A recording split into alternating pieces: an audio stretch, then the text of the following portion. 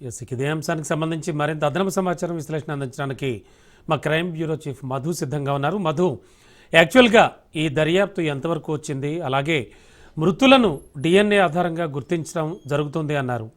గుర్తించారా? ఏమిటి situation present? ఏం చెప్తున్నాయి ఇరు రాష్ట్ర ప్రభుత్వాలు? మార్నింగ్ బిగ్ బ్యాడ్ మార్నింగ్తో మొదలైందనే చెప్పవచ్చు. ఎక్కడైనా సరే గుడ్ మార్నింగ్ అనుకుంటాం, కానీ ఈరోజు మాత్రం బిగ్ బ్యాడ్ మార్నింగ్. ఎందుకు అనుకుంటే ఒకరు కాదు, ఇద్దరు కాదు, 20 మందికి పైగా ప్రాణాలను కోల్పోయారు అనుకుంటే డెఫినెట్గా బస్సులు, ప్రైవేట్ ట్రావెల్స్ బస్సులు ఏవైతే ఉన్నాయో ఆ ట్రావెల్స్ బస్సుల యజమానులు టెర్రరిస్టుల కంటే అత్యంత దారుణంగా తయారైపోయి కేవలం ఒక్క సీటు మీద ఎంత లాభం మాకు వచ్చింది, మా జేబులోకి ఎన్ని డబ్బులు వచ్చాయి అనే విధంగా సిచ్యువేషన్ అయితే మారిపోయింది.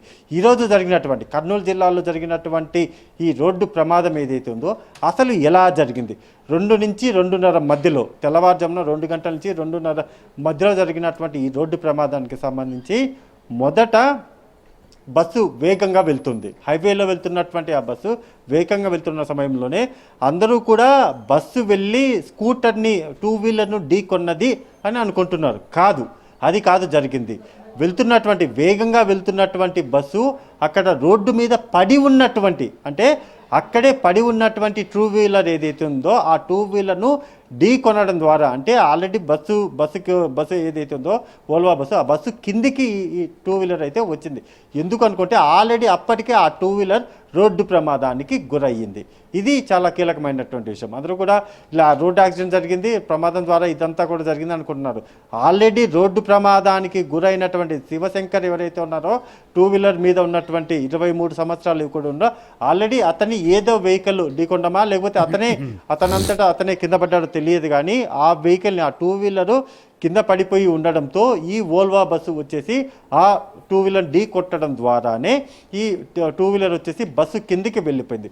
అలా బస్సు కిందికి వెళ్ళిపోయిన తర్వాత 300 మీటర్ల పాటు ట్రావెలింగ్ జరిగింది. అంటే బస్సు కింద, ఓల్వా బస్సు కింద వచ్చేసి 2 వీలర్ ఉండడం, అలానే ట్రావెల్ అవుతూ వెళ్ళడంతో అందులో ఉన్నటువంటి, అంటే బండిలో ఉన్నటువంటి పెట్రోల్ ట్యాంక్ ఏదైతే ఉందో అందులో నుంచి పెట్రోల్ లీక్ అయ్యింది. లీక్ అయినటువంటి పెట్రోలు కాస్త కూడా స్పార్కుల ద్వారా కూడా మంటలు వ్యాపించడంతో పూర్తిగా కూడా బస్సు ముందు భాగం ఏదైతే ఉంటుందో బస్సు ముందు భాగంలో మంటలు చెలరేగాయి.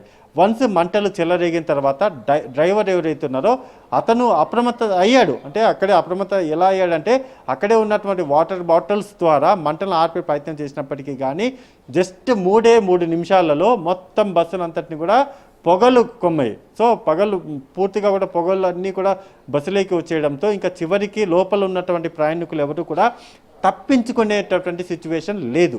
అలా తప్పించుకునేటటువంటి సిచ్యువేషన్ లేకపోవడంతో అందరూ ఒక్కసారిగా బయటికి వెళ్ళిపోవడానికి బ్యాక్ సైడ్ ఉన్నటువంటి, అంటే బస్సు లాస్ట్లో ఉండేటటువంటి ఎగ్జిట్ ఏదైతే ఉంటుందో ఆ ఎగ్జిట్ నుంచి కిందికి దూకే ప్రయత్నం చేశారు. అలా దూకేటటువంటి క్రమంలోనే తోపులాట జరిగింది. తోపులాట జరిగినటువంటి వల్ల 20 మంది పైగా కూడా సురక్షితంగా బయటపడ్డారు. ఇప్పుడు చూసుకుంటే మాత్రము వెనక వైపు, బస్సుకు సంబంధించినటువంటి వెనక వైపు ఏదైతే ఉంటుందో ఆ బ్యాక్ సైడ్ నుంచి ఉన్నటువంటి అక్కడ కూర్చున్నటువంటి ప్రయాణికులు ఎవరైతే ఉన్నారో వాళ్ళు ప్రాణాల నుంచి కాపాడారు. కానీ బస్సు ముందు భాగం ఏదైతే ఉంటుందో బస్సు ఫ్రంట్ సైడ్ కూర్చొని ఉన్నటువంటి ప్రయాణికులు తప్పించుకోలేనటువంటి సిచ్యువేషన్ భారీగానే చెప్తాం. అంటే ప్రమాదం ఎప్పుడైతే సంభవించిందో, ప్రమాదం సంభవించిన తర్వాత ఫ్రంట్ సైడ్ ఉన్నటువంటి డ్రైవర్స్ ఎవరైతే ఉన్నారో వాళ్ళు డోర్ని అంతటిలో గట్టిగా, అంటే చాలా గట్టిగా కూడా కొట్టారు. వాళ్ళు లోపల ఉన్నటువంటి ప్రయాణికులను అలర్ట్ చేయడానికి, వాళ్ళందరినీ కూడా కిందికి దింపడానికి కావాల్సినటువంటి ప్రయత్నాలన్నీ కూడా చాలా ఎక్కువగానే చేశారు. కానీ అప్పటికే సిచ్యువేషన్ అంతా కూడా చేజారిపోయింది. ఇంకా చివరికి చేసేది లేక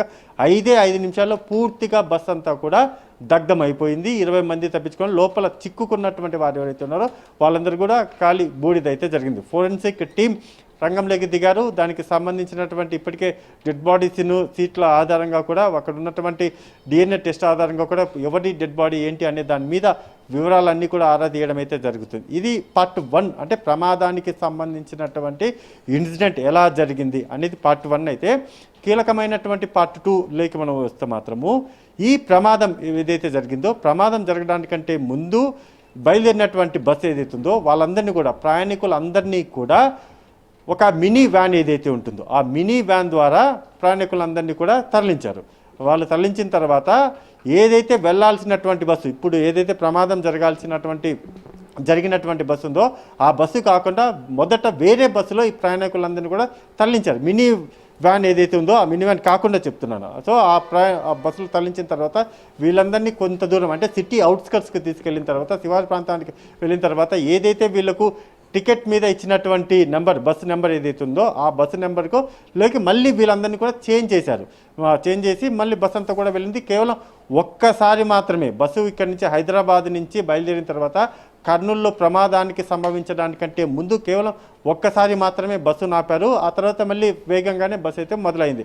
అయితే డ్రైవర్ ఎవరైతే ఉన్నారో ఆ డ్రైవర్ని కూడా ప్రస్తుతం అదుపులోకి తీసుకున్నటువంటి పోలీసులు విచారిస్తున్నారు. అతను చెప్పినటువంటి సమాచారం అయితే డ్రైవర్ నిర్లక్ష్యంతోనే ఈ ప్రమాదం జరిగిన తర్వాత వీళ్ళందరూ తప్పించుకోవడానికి కొన్ని నిమిషాలు అంటే 2 నిమిషాలు ఉంది సమయం. ఆ 2 నిమిషాలలో వీళ్ళ నిర్లక్ష్యం కారణంగానే డ్రైవర్ నిర్లక్ష్యం కారణంగానే ఇదంతా కూడా జరిగింది అనేది కూడా బయటపడింది. అయితే ఏదైతే బ్లాస్టింగ్ జరిగిందో ప్రమాదం జరిగిన తరువాత